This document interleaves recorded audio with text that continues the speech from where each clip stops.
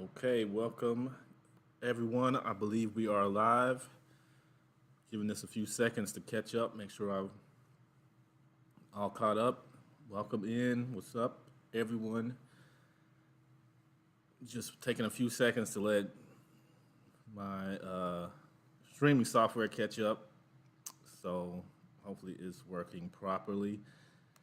I just want to say welcome everyone to the GoatCast podcast. I am CW, and as you can see today, we're doing a live stream. I usually don't live stream because right now I don't have an office or an area where I can really, you know, stream. It's for whatever reason it's been. Well, I know what reason it's been. Our kids' playroom for a while, and now they are grown, and I'm going to once again make that my office, but I haven't cleaned it up and got everything together like I want to, but that's coming. So since I'm home alone tonight, the kids are gone, the wife is gone, I have the house to myself, I thought, why not just live stream? So even though NFL season is coming up and it's a little premature to do an NBA list, I thought this is mainly an NBA channel. So I'm just going to do it. It's fun. It's a tier list. People like tier lists. But I do have some NFL stuff coming soon. I'm a Panthers fan, so, y'all pray for me. Anyways, I want to start off by thanking all of you guys for just the subscribers, those people that view, dislike, like, comment. I love the interaction. That just keeps me going, keeps me fueled to do these videos. In fact, when I finish this live stream, I have to go finish a video I'm trying to drop by tomorrow. So I've got to get all that taken care of. So this I won't keep you guys long. I just have a few things I want to talk about before I actually go into the actual tier list, and it's mostly NBA related. Well, it is NBA/sports media related. So I'm gonna go into that. But again, I thank you guys. Almost at 500. So, I'm gonna keep plugging along till I can get to 500. And what's weird is this started as just out of boredom. This was during COVID. Me and my family would just stream us playing Nintendo emulators. So, it grew into what it is today. So I appreciate you guys, and please let me know if you enjoy the content. If you don't, let me know. I get dislikes all the time. I get people saying they don't, why am I doing this? But, it all helps me, and all of it builds the channel. So we're going to keep moving along, so we won't be on here long. The things I do want to say about the NBA is I do enjoy the fact that Adam Silver is not afraid to take chances. And what I mean is by the little in-season tournament that we will be getting this year, I think that is a very big positive. I know a lot of people are like, well, what's it for? It diminishes the playoffs and the NBA Finals and the NBA Championship. I don't think it does. It's just, I believe it's a way to bring some excitement mid-season, because a lot of times people don't start watching the NBA until maybe Christmas. So they're started at Christmas time, but they also don't. There's so many games in the NBA, and it is on at a time when the NFL is on. So it's hard to get that audience in there. So I think having this in-season tournament is a great way to gain some intrigue, to gain some eyeballs that may not be on the product until after the All-Star break or during All-Star. So I think it's a good idea by Adam Silver, because last year I did not watch hardly any basketball the playoffs were awesome this year. I don't care what you say. There were some very good matchups. There were some very good games. The finals was even good. So really enjoyed the playoffs last year, but the regular season kind of dragged. There was so much Laker narrative going on, so much of Kyrie, and just they just didn't focus on the things I think they should have focused on, and I think that hurt the product for me personally.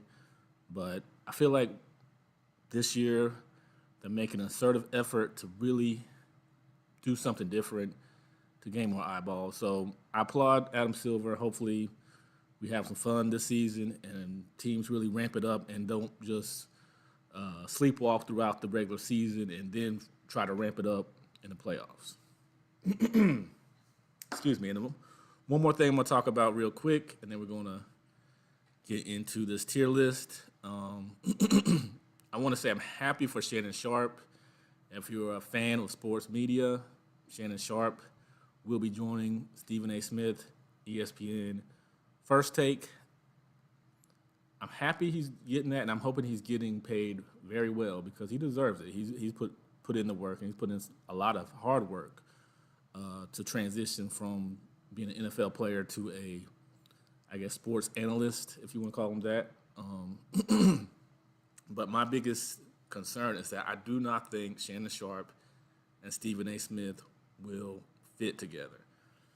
Excuse me. And a lot of people are excited about it, but I'm not. What made Skip and Shannon work were their different personalities. Shannon a little more animated, Skip a little more laid back, a little more stoic. I think that kind of worked because it made some interesting takes when Skip, for instance, would get animated because he's usually kind of laid back and kind of, stoic and calm. And the same could be said for Shannon. When he would actually get kind of serious and stern, you would want to listen. So with two guys that are a little bit more animated in Stephen A. and Shannon, I don't know how it's going to work. And Stephen A., ever since the Max Kellerman thing, I just have not, I just have not gotten into his brand of analyst or analyzing. And he's just been, for me, it's been downhill for him. I enjoy more when there's somebody in there really giving him the heat than I do when he's giving his takes. So Shannon is definitely somebody that can bring the heat when it comes to certain topics, but I just think they're a little too similar for me to really enjoy. I think the Mad Dog Russo thing works with Stephen A. because it is them trying to out crazy the other or out, whatever you want to call it, out, out wild man the other. And that can be interesting. But I think in the sense of Shannon and Stephen A., it's going to be a little harder for that to mesh, in my opinion, but it might be the perfect match. Who knows? But congrats to Shannon Sharp, and hopefully he's getting his bag from ESPN. So that's all the little tidbits I got right now. I'm going to jump into a cheap plug, and then we're going to get into this tier list. Hopefully it's dropping tomorrow. I have to go in and edit this, so wish me luck. It is 10 p.m. on the East Coast, so I'm going to have to go and edit this tonight. I'm not even quite halfway through, but I will try to have it done so that I can have that out tomorrow early. So hopefully you guys can check it out when it drops. It will be dropping as early as I can get it. So whenever you wake up tomorrow, if you're not doing nothing on Saturday, check it out. So let's get into why everyone is here. And that is this tier list. And actually, give me 1 second because I forgot to change the categories. So I'm going to do that now. Top tier will be, since this is GOATcast, it will be the GOAT tier. The next tier will be Superstar. These are the guys, they're the guys that are household names that if you say even if you don't watch the NBA, if you say their names, people know. So, some of these guys might be dropping out of that kind of category, and if you ask somebody who they currently play for, they may not know. So I feel like that's downgrading that superstar. But we'll get into that later. Next tab is All Star. So a player that might not be a superstar, might not be a household name, but is a bona fide All Star. So we're gonna put that there, and then we're going to just put starter. This is a guy that's, he's a fringe all-star player. They may make the all-star, may not, but they're going to, whatever team, even if they're traded, they're going to start. So that's going to be the next tier. We're going to go for the next one, it's going to be role player. A guy that has and fits a specific role for a team, whether it's offense or defense. So that's going to be our, fifth, I think, category. And last is going to be bench. And I don't think with these guys on the list we'll have anybody in the bench tier, but you never know. I might surprise some people. So let's start. I'm going to start at the bottom. I'm going to make you LeBron lovers wait till the end to see my assessment of LeBron. But, and I got my handy notes here. I got some water, some notes. So we're going to make this, a fun little time. So hold on. Let me put this in full screen. Okay. So here we go. We're going to start and I got my laptop over. I got two laptops up. So I have one where if someone does come in the chat and has anything to say as far as my tier list, I will be able to see it. So I'm going to be focused on the tier list. So if you're saying something, I might not see it immediately, but I will get to it because I'll be looking back and forth. So let's start at the bottom with Rudy Gobert, Minnesota. Oh yeah, and there are some omissions that I believe are very erroneous, but they're not here. John Morant is one of them, and it just slipped my mind who the other one is. Karl Anthony Towns. So the fact that Rudy Gobert made it and not Karl Anthony Towns onto this list, well, I don't know. But I haven't actually, this is live and raw because I haven't given much thought to these tier lists. So this is going to be live with me just going at it. But I did write some notes down of some of their stats and whatnot for the season because I can't follow everybody. So here we go. If you hear anything in the back, my cat is missing. His mother, brothers, everybody, all the kids are gone, and my wife. So you might hear him jumping around and wanting some attention. So okay, so let's get into this. So Rudy Gobert averaged 13.4 points per game, 11.6 rebounds, 1.4 blocks. He is a former Defensive Player of the Year. He's his game has I won't say it's fallen off completely, but he's not as he's not. I don't think you're going to see him in an All-Star game anytime soon or ever again. So with that, I don't want to put him as a role player. I mean, he's a solid defender. He can rebound the ball for you. He's a big body. But he doesn't do a ton extra for you. He can score, but it's kind of in a garbage kind of way. But I mean, he's very he's a guy that's important for you. So I'm going to put him in the starter role. He's not, I can't really. He's on the fence as a role player because he's really there just to kind of rebound and try to be a shot blocker. But I'm going to put him as a starter because he is good enough and well versed enough to be a starter in the NBA on any team he goes to for the most part. Anthony Davis, street clothes. Uh, when you look at his numbers, he's played well. I'm just putting him here just to. But when you think of the optic, he played 56 games this past season, and you never know when he's going to go down. So you can't put all your trust into a guy like Anthony Davis. He's also a guy that can get you a monster game, and then get you 15 points and 5 rebounds. So if you're going to be in the GOAT tier, you got to be consistent. Even if you want to be in the superstar tier, you got to be a little more consistent, and you got to be able to play. So I'm gonna put him at All-Star right now. He's got some good numbers, but is he a superstar right now?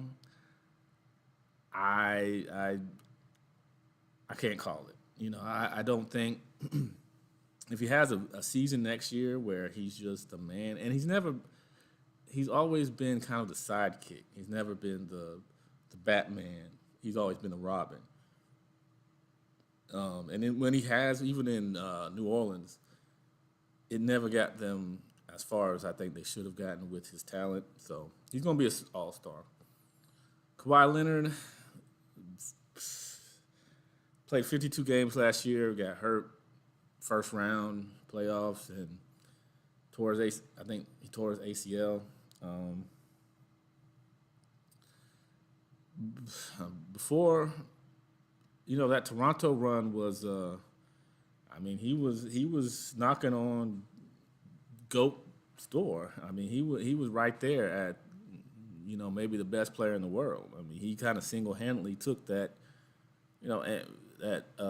Toronto team and made them a championship caliber team, something DeMar DeRozan couldn't do. Kyle Lowry helped, but he wasn't the man on that team. So I got to be honest, and I got to keep Kawhi at All-Star until I see him play enough.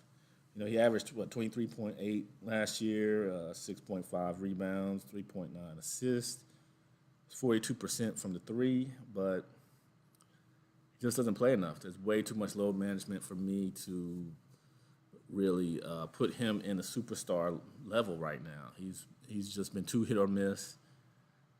I don't know how Ty Lue handles it, but yeah. So I'm gonna go a little quicker now because I don't want to be here all night. Paul George, he's very similar to Kawhi. They're both on the same team, but they play in spurts, and then you won't see him play for months.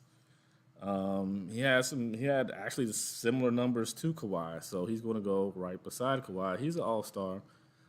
I think when he's healthy, he's a solid player. He's going to get you many, many points. He's averaged 23.8 just like Kawhi did, 37% from three, played in 56 games last season. But both guys are getting up there, and the fact that they're so injury prone, it's getting, they might start dropping into this territory the next few years. Chris Paul, age, Father Time is undefeated. Right now, I think he's got to be a role player. He's somebody you cannot, for certain teams, he just would not fit the starter criteria. And, outside of him, backing up Steph now that he's a Warrior, which was a weird move to me, but what do I know? I cannot put him any higher. He averaged 13.9 points per game, 8.9 assists. So he's solid, but he's fitting that Jason Kidd in Dallas role when they won the 2011 championship. He's a guy that you can't. He's not a starter anymore. On a bad team, he might start, but on a team with any kind of respectful roster, he's not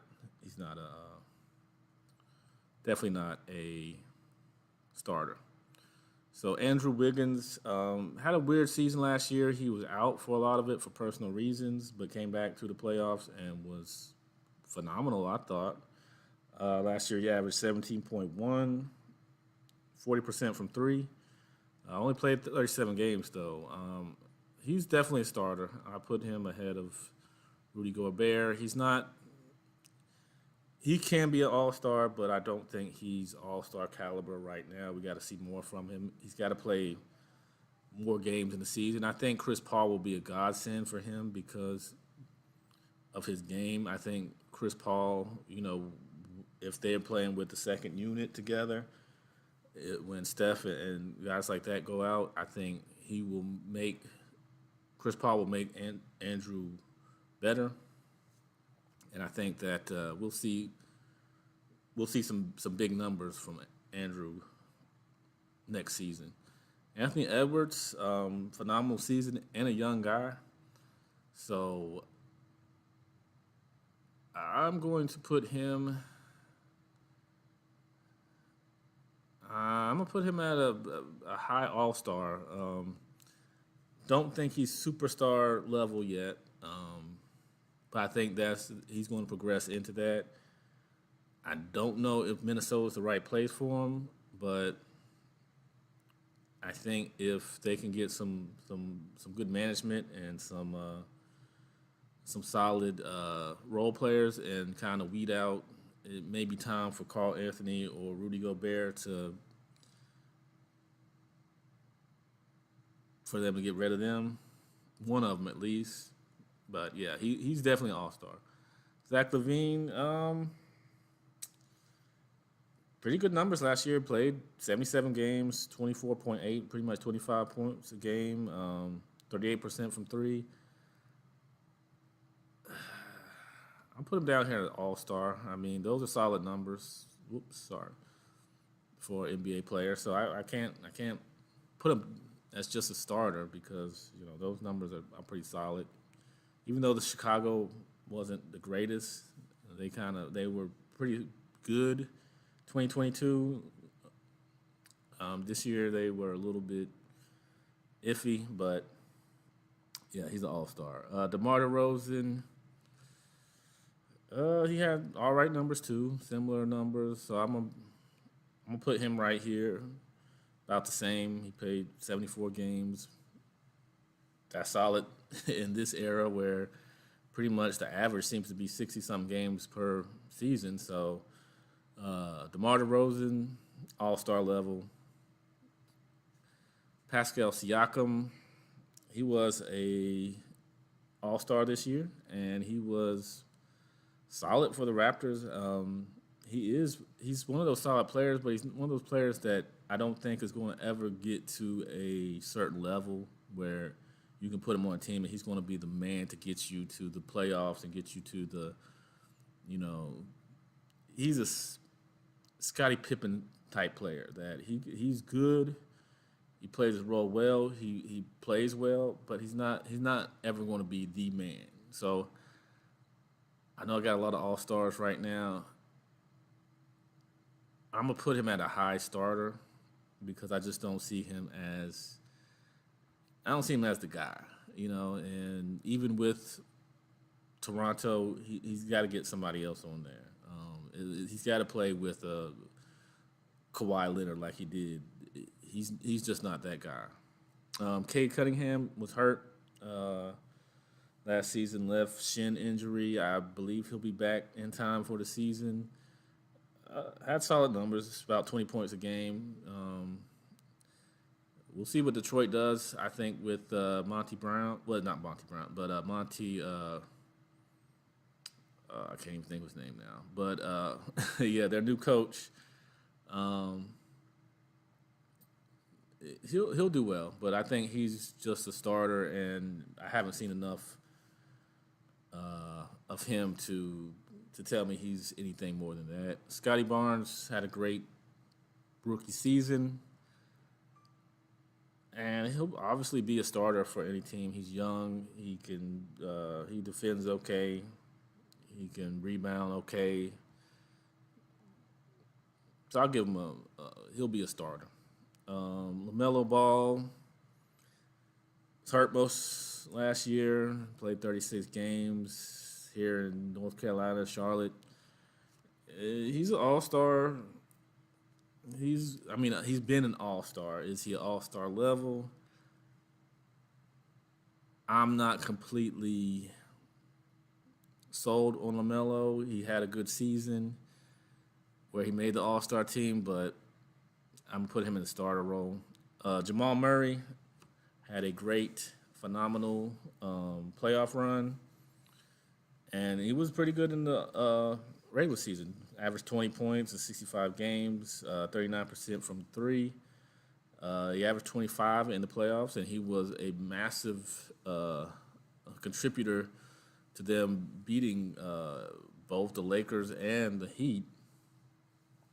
And his defensive final play is what got them that sweep. So I'm gonna put him. He hasn't been an All-Star yet, I don't think, but I'm gonna put him.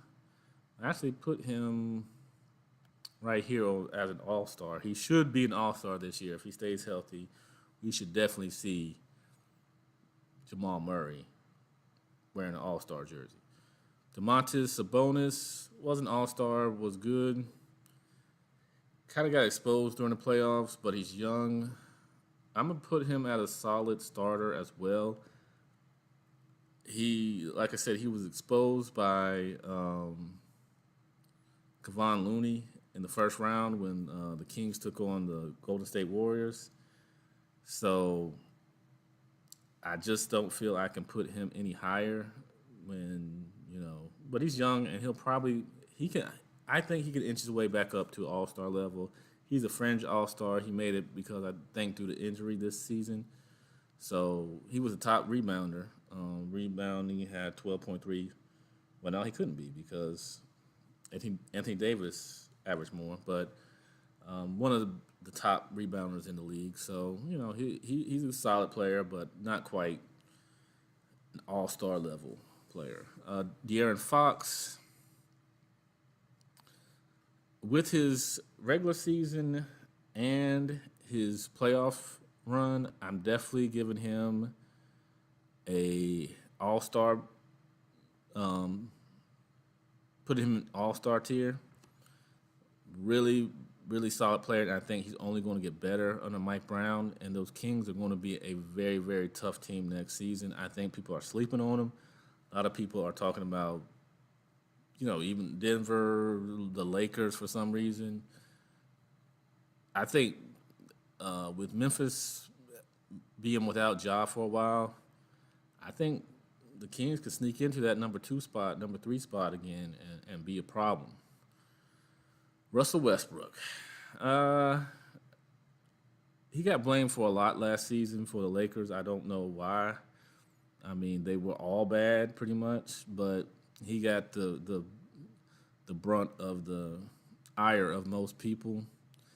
Even though he's older and he's not the Russell Westbrook from OKC or even the Russell Westbrook from Houston, I'm going to put him as a strong starter.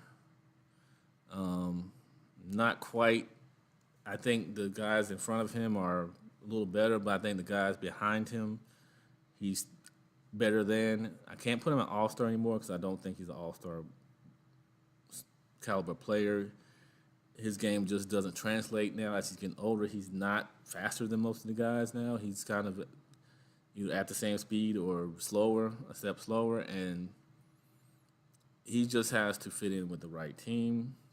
But he still can be a great, great player on your team. He's still a starter for most teams. I mean, this year he'll probably come off the bench with the Clippers, but he's still a starter-level player. Kyrie Irving. Kyrie's gotten a bad rap since leaving Cleveland. He went to Boston and wasn't quite what they needed there. He went to Brooklyn and was a complete mess there. Now he's with the Dallas Mavericks. He didn't look the greatest with Luka during the little time they had together. Luka was hurt for some of that time, and Kyrie tried to lead the team, but didn't quite have the chemistry and gel that well during that time. So but Kyrie's still a great player. Kyrie averaged 27 points per game last year. That is a solid number, 38% from three. So I'm gonna put him a little bit down on the All-Star list, but he's still an All-Star caliber player, really good player. And I mean, even because of his outside stuff, Kyrie is still an all-star. He's still a great player, and we can't just look at his personal life and judge him from that. You gotta judge him from the court, and he's played fairly well. He's not the guy that is going to lead your team solo. He needs that second, all-star, that second great player, but he's definitely going to get you baskets, and he's going to do well for you. And I think Dallas will make the playoffs this year. I don't have any doubts about that. Excuse me. Jalen Brunson, former Dallas Maverick, went to the New York Knicks and became an All-Star. He's been phenomenal, even playing good for Team USA right now. I've got to actually put him. I think I could put him ahead of. Yeah, I'm gonna put him ahead of these guys as a solid all-star. He can light up the scoreboard. He is a floor general in some ways, and I think he fits perfectly with that New York Knicks team. They need a scrappy guy like him. He's a real scrappy player. He's gonna fight, claw, get to the basket, get you a bucket.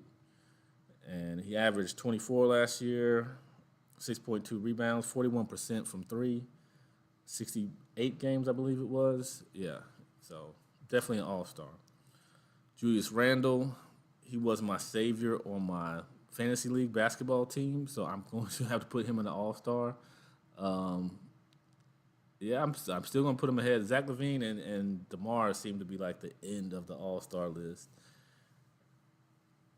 But Julius Randle, 25 and 10 throughout the season, played 77 games. That's an Iron Man these days because most guys can barely make 60 games. 34, I believe it's 34% from three for a big man. That's solid. He's another scrappy guy. They both fit the New York Knicks mold, him and Brunson. So I expect big things out of them this season. Josh Giddey.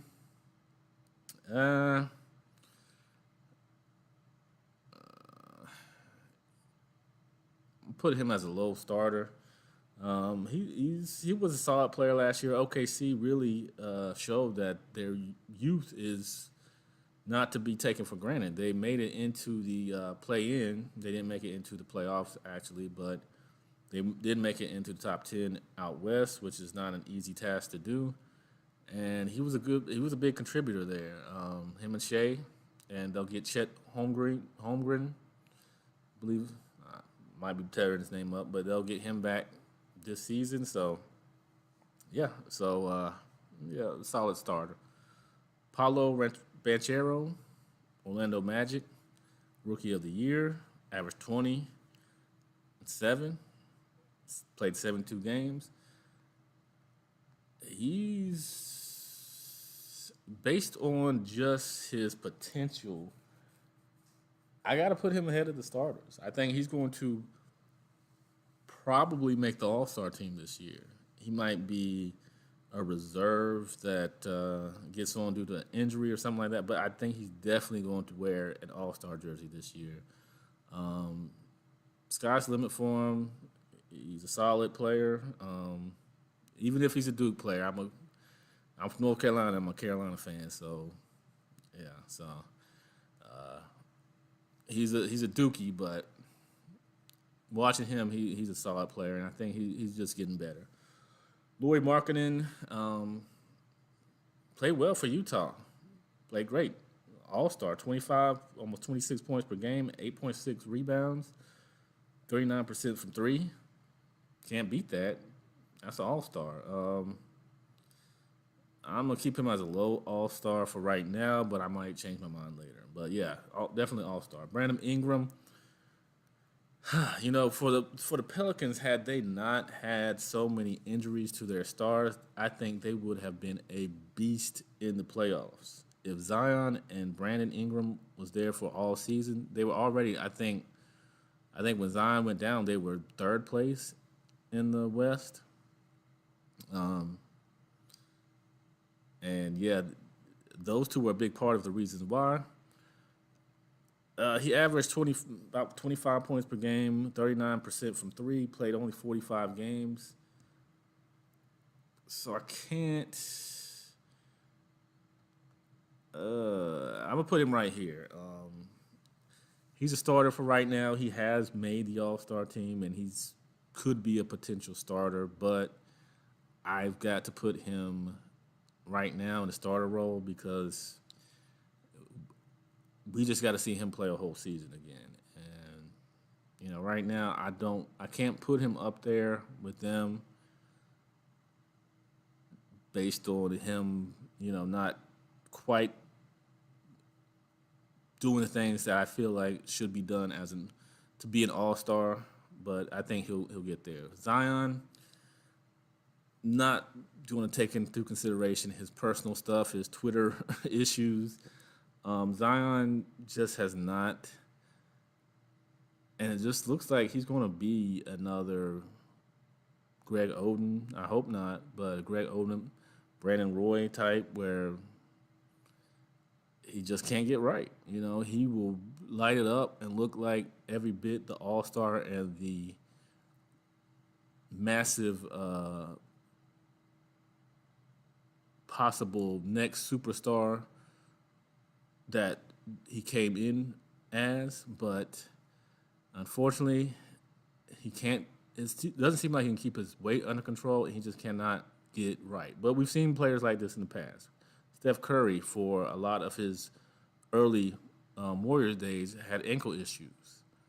So that was a question whether he could get healthy enough to really play his style of play. He did, and now he's definitely going to be a Hall of Famer. He's one of the best players in the NBA. So there's still time for Zion to get there. But for right now, I'm going to put him at a low All-Star, unfortunately.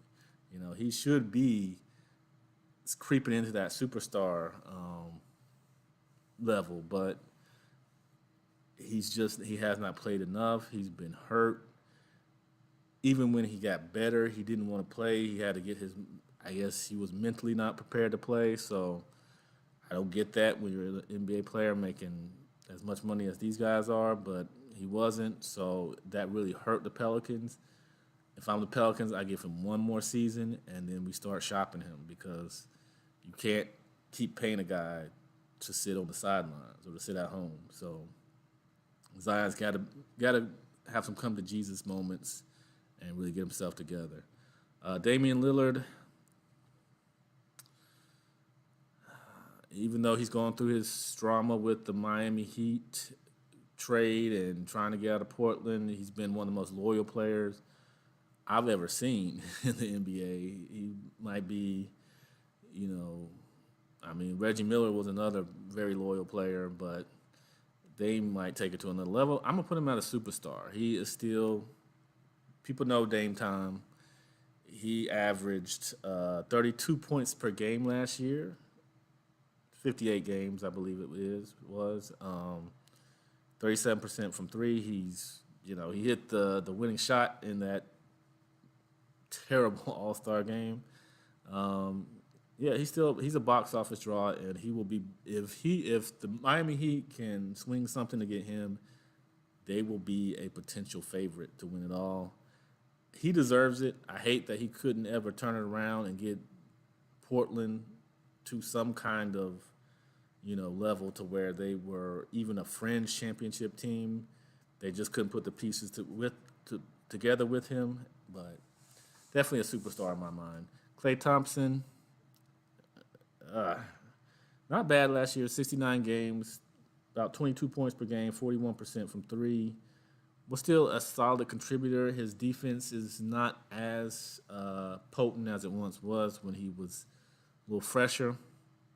I It's hard for me to give him an all-star, uh, put him in the all-star level because I don't think he's ever gonna get there.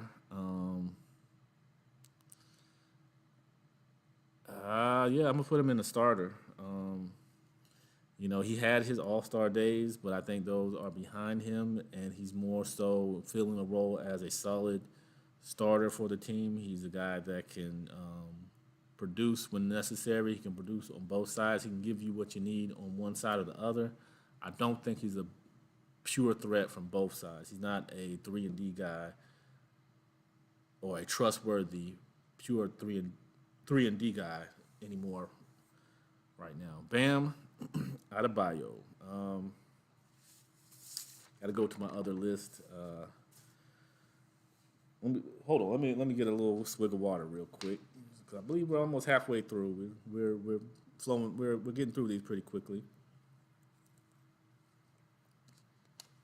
So Bam Adebayo had a great All-Star season. 20 points per game, 9.2 rebounds, 2.5 blocks. Played well in the playoffs. Played well in the finals. He was one of the reasons why they got past the Boston Celtics in the Eastern Conference Finals. And it was why they kept it close at certain points against the Denver Nuggets. So he's definitely an all-star. I'm gonna put him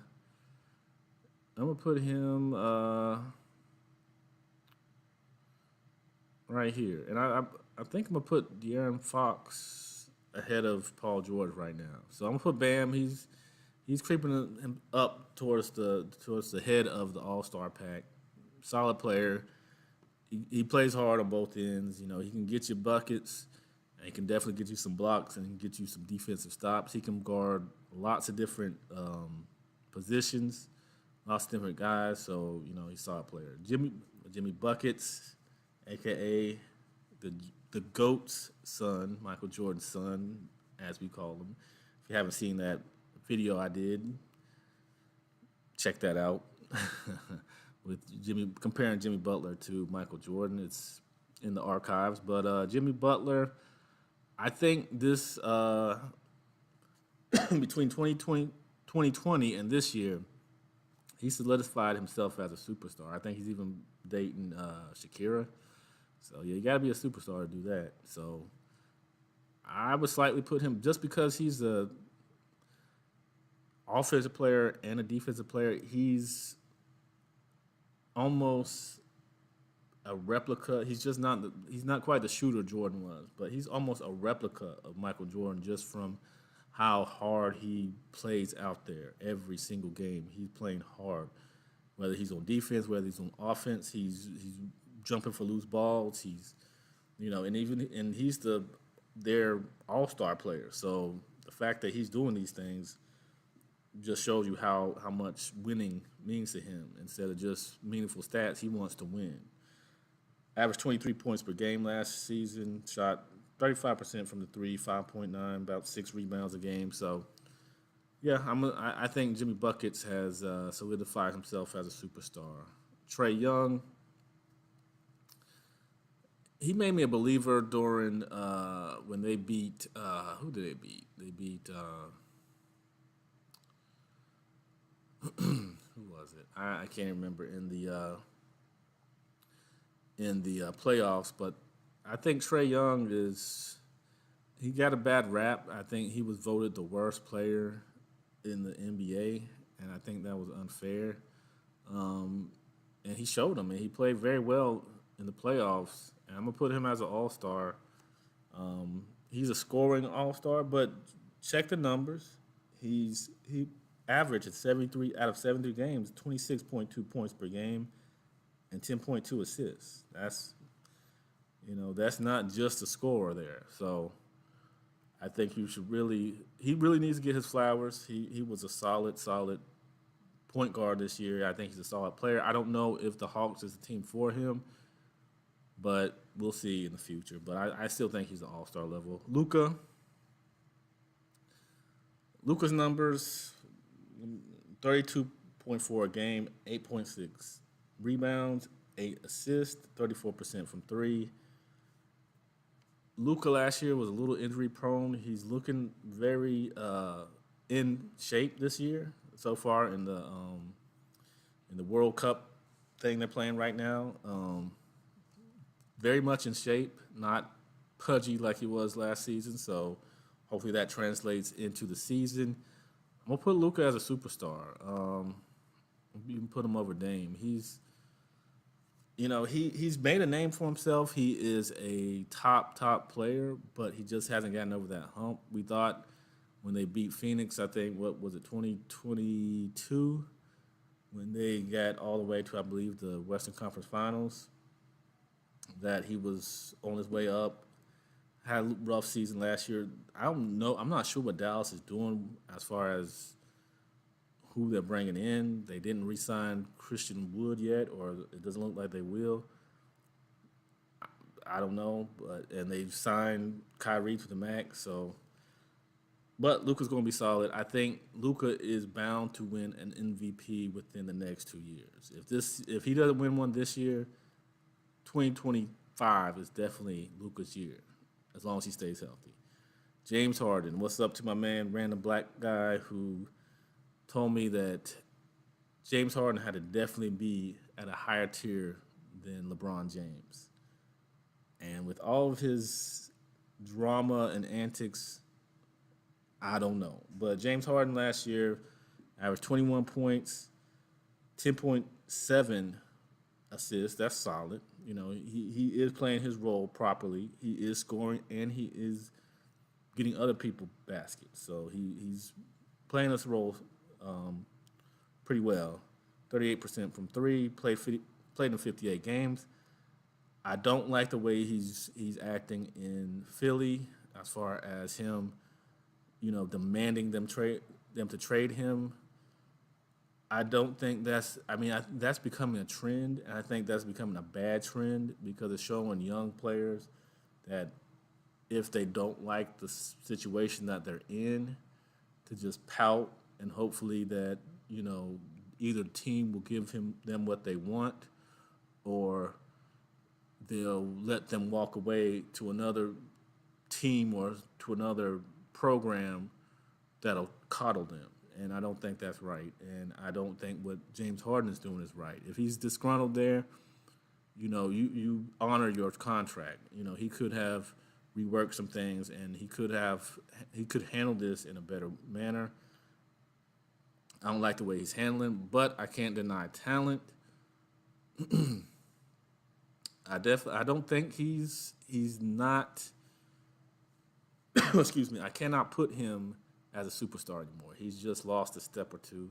Ever since the defensive changes that they made, where all those calls he was getting, he's not getting anymore. I cannot put him in the superstar level, but I will put him as a pretty solid all-star. I think there'll be people that disagree with me on that, but for right now, I think that James Harden is still all-star caliber. You look at those numbers for a team that was right there, that could have been to the Eastern Conference Finals, could have potentially been to the finals. Excuse me. He was a big part of them winning, so I have to award him for that. But I don't like his antics, and I think that he is definitely on the decline in his career. I think Father Time is catching him way quicker than other players. So look for him to kind of descend down this list at some point in the near future. Kevin Durant. Let's look at his numbers first. He only played 47 games last season. He's been hit and miss every season. As I said, if you watch the LeBron and KD video I did a few weeks ago, he hasn't played a game against LeBron since 2018 when he was a Golden State Warrior. Since then, he has been a Brooklyn Net and a Phoenix Sun. So that's something to think about. He hasn't played LeBron since 2 years before COVID. So that's a long time because COVID feels so many years away, or it feels like it was so long ago. So the fact that he hasn't played LeBron that long shows that he's not been on the court as much as he should be. His numbers were still solid: 29 points per game, 6.7 rebounds, 5 assists, 40% from three.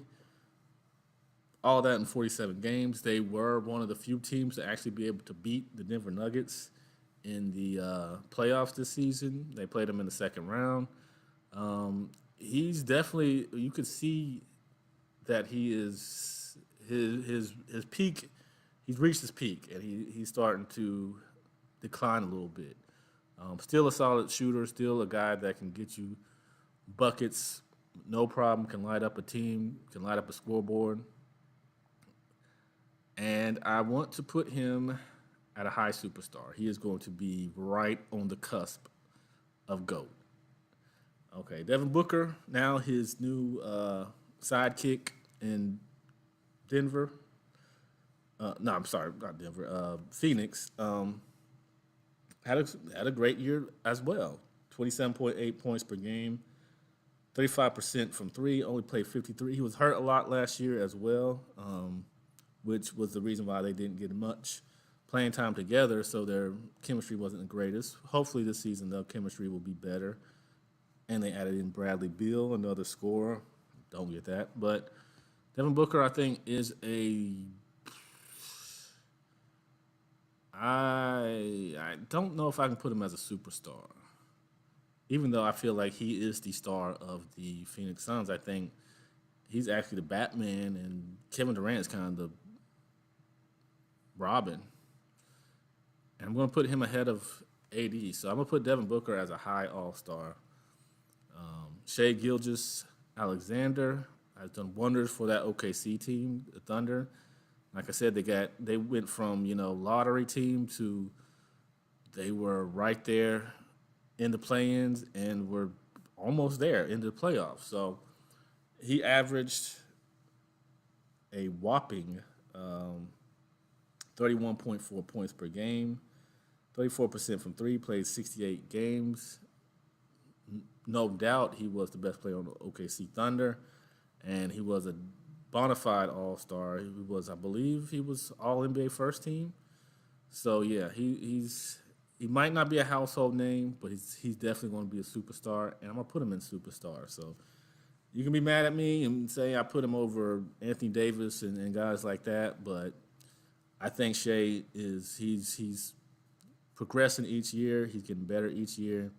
So yeah, he's going to go and stay in superstar tier. So we're gonna keep this rolling. Kristaps Porzingis, of course, he just got traded to Boston Celtics. Found out he has plantar fasciitis, I believe it is. So he's hurt, but he should be ready to go by opening night.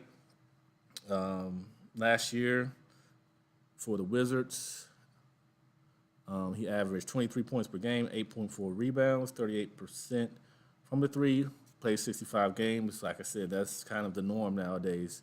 So I guess nowadays, if you played at least 60 games, you've done well in the NBA. But he's in the starter range. I don't think he's an all-star.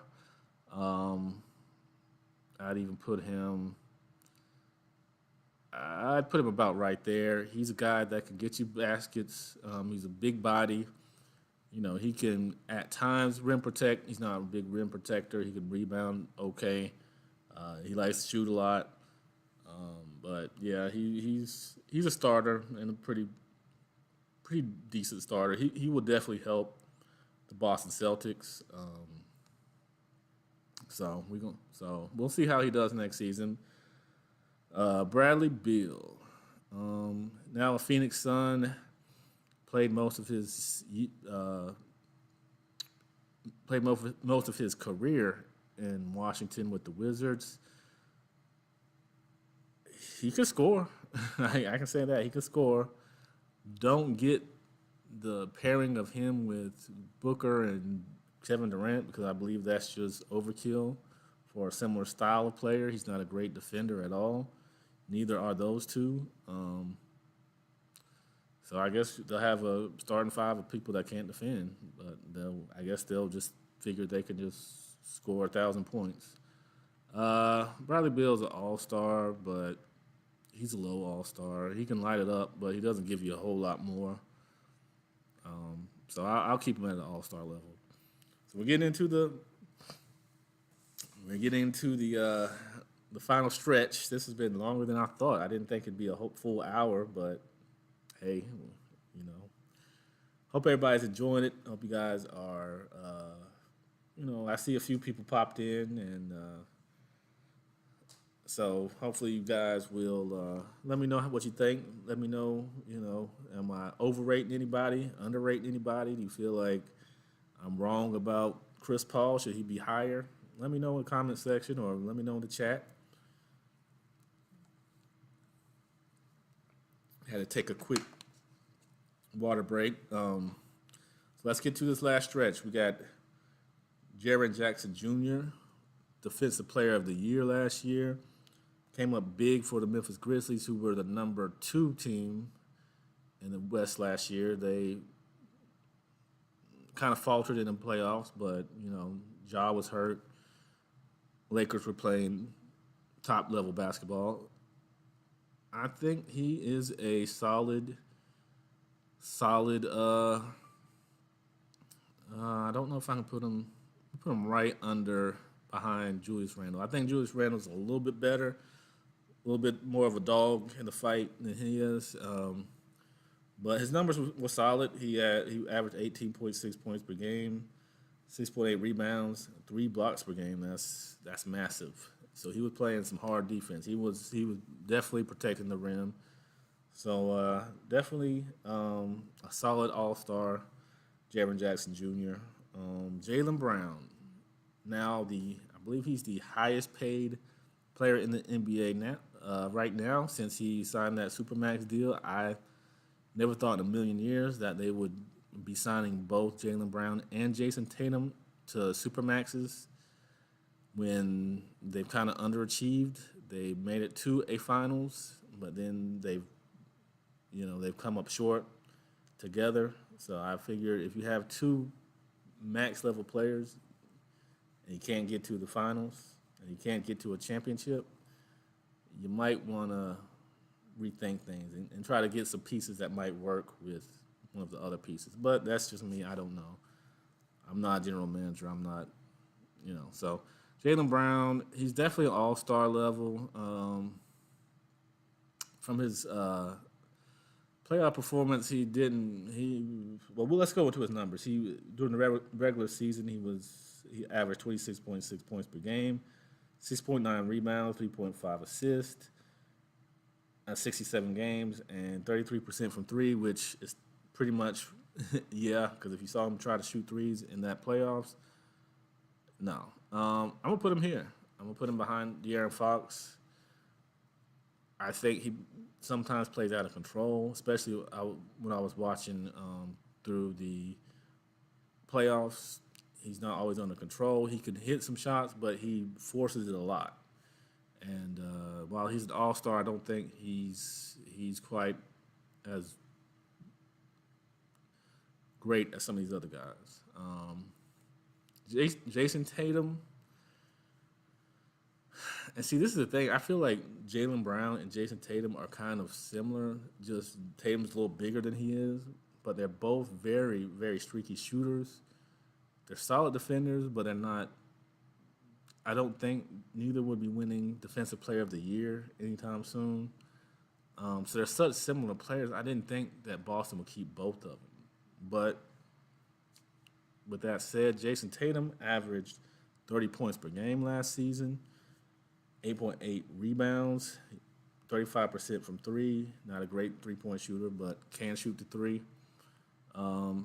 He's going to be a high all-star.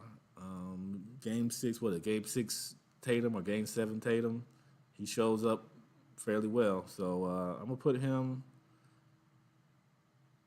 I'm going to put him right here for right now. I don't know if I want to put him ahead of Anthony Davis. Well, no, that's what I'm going to do. I'm going to put him ahead of Anthony Davis. I think even though he's a streaky shooter, I think he's a little more dependable game in and game out than Anthony Davis is. And I think even with a bad shooting night, he can come in and you know get results at the end. He can miss every shot into the last 5 minutes of the fourth quarter. He'll make everything he touches. So those are special kind of guys. Now we have Cleveland trio, and Cleveland is a sleeper team. I thought they were going to do a little better in the playoffs last season, but with another year under their belts, watch out for them. They're gonna be a tough out in the East. Darius Garland, he's a solid starter. Yeah, I'm gonna put him here. He's a solid starter. He has made an All-Star game. He has the ability, the skill set to be a All-Star, but I don't think he's a steady All-Star. Somebody that's we'll be seeing in any All-Star games regularly. Jarrett Allen. I mean, he's a cool player to watch. 14 points per game, 9.8 rebounds, 1.2 blocks. Definitely in the starter realm. I'll put him up here. You know, he's a guy he's kind of an energy guy. He'll fight and get you some good buckets. But he's not. I can't put him any further than that. Donovan Mitchell. He averaged 28.3 points per game, 38% from three, plays 68 games. He's a solid. Put him about right here. He's a solid all-star. I wouldn't put him too far up, but he's entering into kind of his peak performances. He's really a guy that can light it up. Can he just get over the hump? Can he get with a coach and a team that can get him to to put all his assets into the basket and help everybody else to get to that next level. And I think that we might see that from Cleveland very soon. They're a really good team. Chris Middleton, he had a bad year. I mean, have the injuries really caught up to him? He's not a spring chicken. He just didn't play well last year. He's usually the guy that Giannis can depend on and the Bucks could depend on to finish the game, while Giannis, just goes all out for the first three quarters. Sometimes he's just either in foul trouble or he's just not able to, they're kind of clamping down on him in the fourth quarter, which gives Chris Middleton enough space for him to just light him up. But he just wasn't doing that this year. So I'm going to put him pretty low. I'm going to put him as a weak starter right now. He just didn't average 15 points per game, 4.2 rebounds, played only 33 games. So, yeah, he's going to have to show me something this next season, and I hope he does. Drew Holiday, scrappy guy, plays on both ends.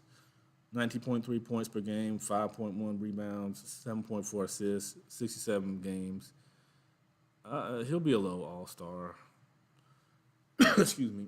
I'm going to put him ahead of Zion because Zion doesn't play. So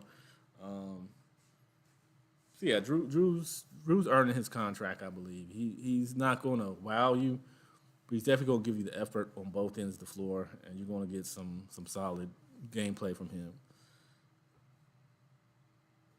Okay, so Halliburton. I'm gonna skip to Tyrese Halliburton because I don't know why he's he's in here with these juggernauts. But solid year for the Pacers. Pacers were 35-47. Not bad with the roster they had. Averaged 20 points per game, 10 assists. So he's getting it done, and 40% from three. He's definitely an all-star. I don't know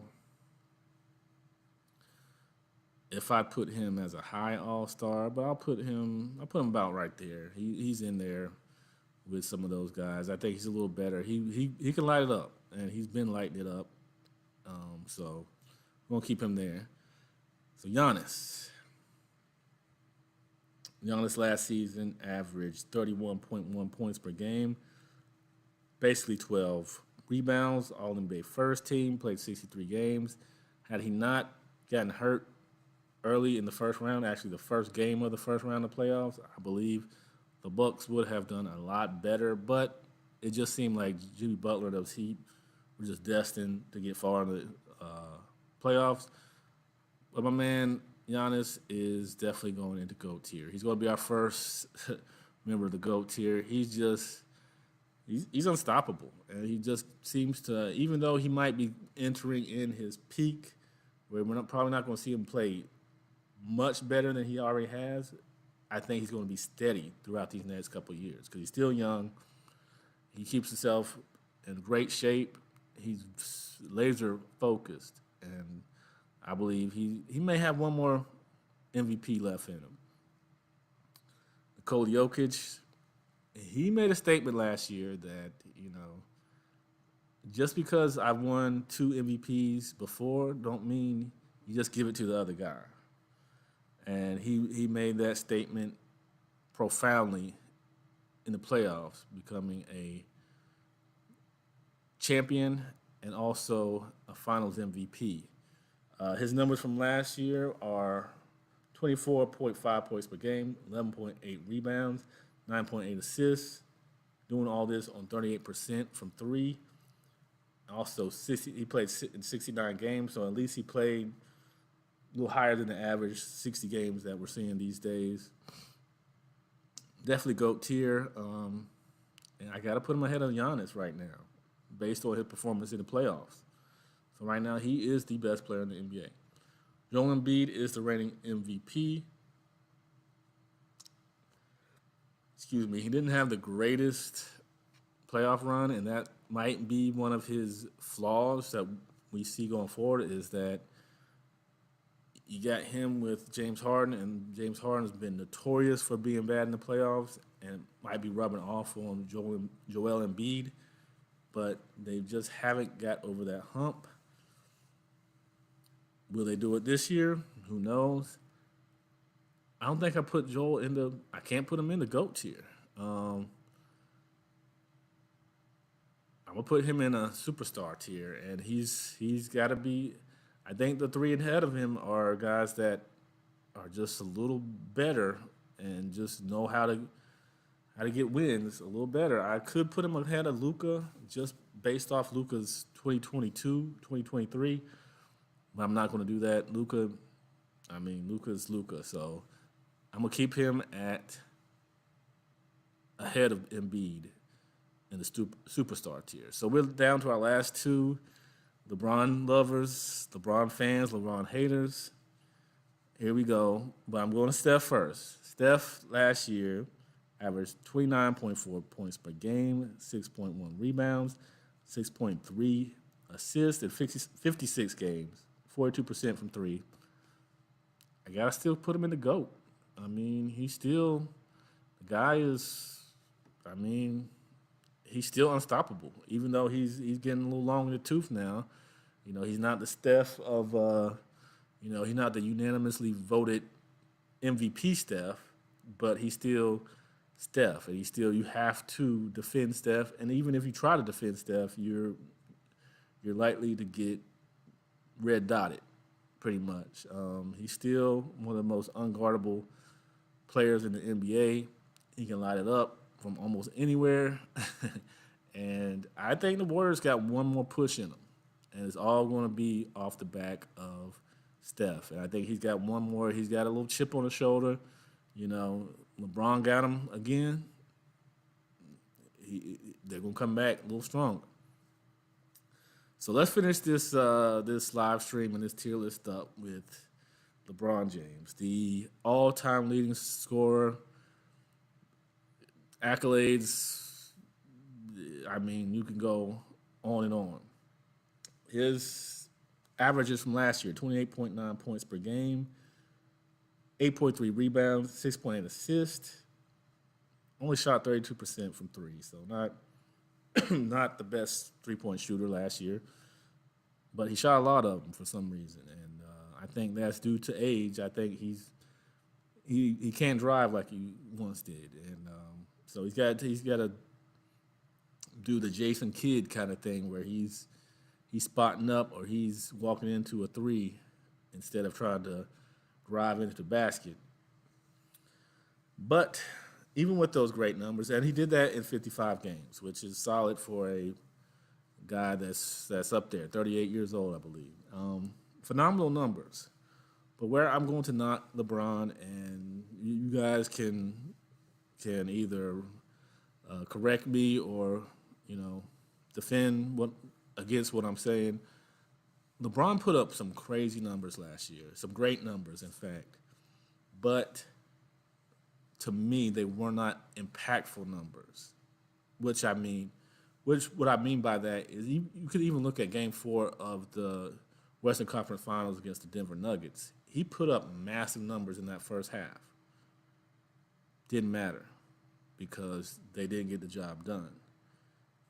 If he was the impactful LeBron James, he would have kept that same energy throughout the second half. He wouldn't have to default to anybody. And I think that's the thing. LeBron kind of set the stage and the foundation for that Laker team, but he couldn't put it all together in the end. And ironically, it was him that was the last defensive stop by Jamal Murray. And it just looked like LeBron. That wasn't the LeBron of old. You could tell he's gotten older. I won't say he's gotten old. He's 38. That's not old. But he's not the impactful player he once was. He's not. I always say Cleveland Cavalier 2016 LeBron James is probably one of the greatest players of all time. And I just don't see it in 2022, 2023. He's not taking over a game. He's not the guy that's just going to, you just know he's going to make that right play at the end anymore. He's just not that guy. But does that disqualify him from the GOAT tier? No. I'm going to put him there. I know some people are going to be mad. I'm not a LeBron fan at all. Many people call me a LeBron hater. But I got to be realistic with this. I got to be honest with this. He's still one of the best players in the NBA. And we've seen that in these last playoffs, in this last regular season, when he was healthy and when they did make the right moves to have the players that did fit into their system, they were winning. And they were winning with a system that they might not blow you out, but they had enough. And LeBron had enough to figure out how to get those W's. So I'm still going to put him at a GOAT tier. So y'all cannot like it, but I got to be honest because I just don't feel like he's in the same region as those other guys. I think he does still make enough difference. He doesn't, like I said, he doesn't impact the game like he once did, but he makes enough difference down the stretch. And I think he's teaching those guys down the stretch, which is also a big factor into why he's one of the great players, is he's able to get certain players in the mindset and give them the certain confidence that they need. Austin Reeves, who, if it wasn't for the Lakers, would probably not even barely be known in the NBA. Rui Hachimura. Now, nobody knew who he was until he got on that team. And, no, LeBron didn't make the shots for them, but I can't say he didn't give them the confidence needed to be able to put on the performances that they did. So I'm going to give LeBron I'm going to give him his flowers for that. I think he will have a steep drop after this year, going into being 39 years old. I think Father Time is going to actually, beat him up this year. And if he has a championship run, I really don't think it's going to be this year. But if he's going to have one, it has to be this year, because after this year, I think that's going to be the end of the superstar level, even GOAT tier level, in a sense, LeBron. And I think we're going to see a pretty steep decline. Now you can now let me know in the comment section. Let me know in the chat. Do you think LeBron can still be? Do you think he's still GOAT tier? with these other guys. I think he's low, but he is. And I think he's ahead of KD. KD hasn't shown me a lot. Jimmy Butler was ridiculous, but he still makes way too many mistakes down the stretch to really, you know, take it to that next level. Luka was hurt, and still he hasn't proven himself. And B got the MVP, but his team didn't get as far. And, you know, Dame Lillard, Shea, they need a little more time. So here's my 2023-2024 NBA tier list. Do you agree, disagree? Let me know in the comment section.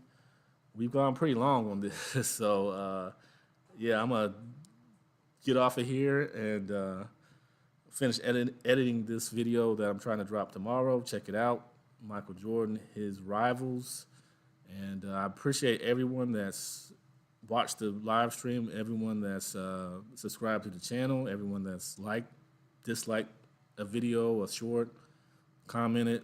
You know, I really appreciate all of it. This is just something I do for fun. I don't get paid. I don't get a dime from it. So it's just me having fun doing something that I never thought I could do. So I do appreciate you guys coming out, watching tonight. And like I said, check the morning. I will be dropping another video tomorrow morning. And so we are going to get up out of here. You guys have a great rest of your Friday night.